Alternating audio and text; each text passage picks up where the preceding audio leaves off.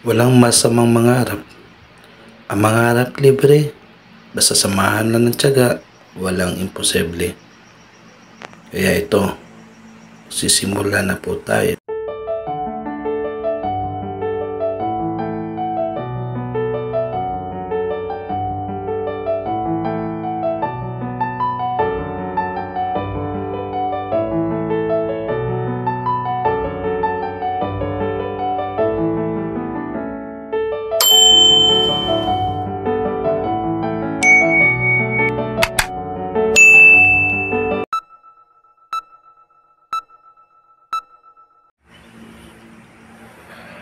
Bilang isang baguhan, ito, nangangarap na makaahon sa hirap. Tulad mo, isang vlogger, magawa ng mga content video para makaahon sa hirap. Siyempre, nandoon tayong pagiging ambisyoso. Lahat tayo ambisyoso.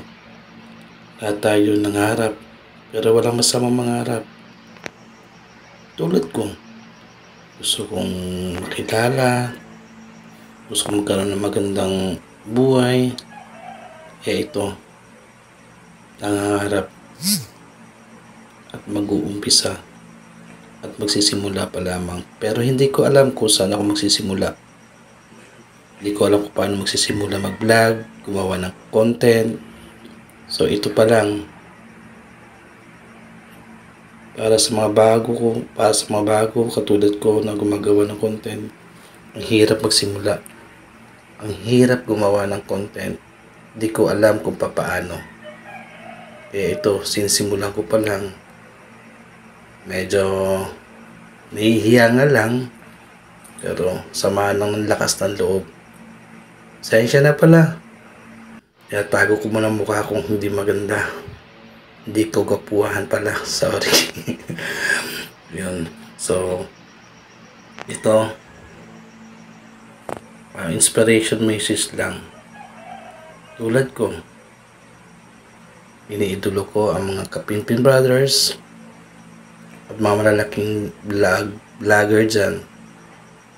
So, nangangarap lang po tayo at walang imposible at libre.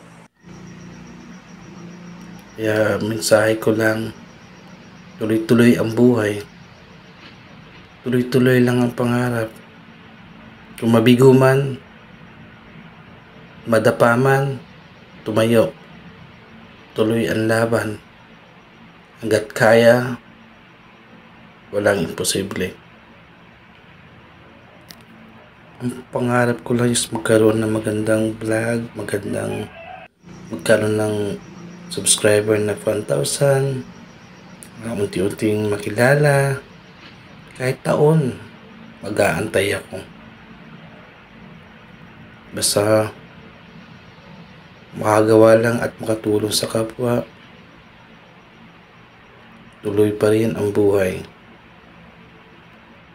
Walang masama magsimula at mangarap sa pagbablog. Basta pagbuhuran lang, pagtiyagaan lang. Huwag lang mapagod. Magkaroon man ng subscribers o wala, sige, tuloy pa rin.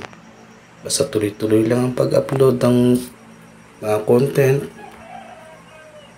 Upload lang ng upload. Sige lang. Nag-inspiration ko lang dito is kakapanood sa mga Kapinpin Brothers. Kaya sabi ko, bakit di ko subukan?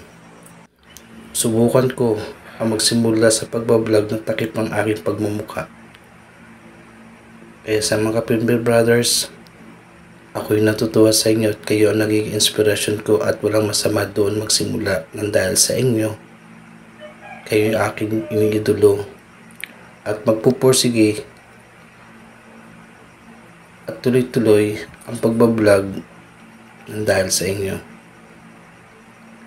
Kapinpin Brothers at sa mga malalaking content vlogger dyan, nakakatuwa kayo, nakakainggit, nakakataba ng puso. Kayo ang nagiging inspirasyon ko. Kayo ang nagiging pangarap ko na isa man lang na magiging katulad nyo balang araw, 5 years, 10 years, mag-aantay ako. Kayo nagiging inspiration ko.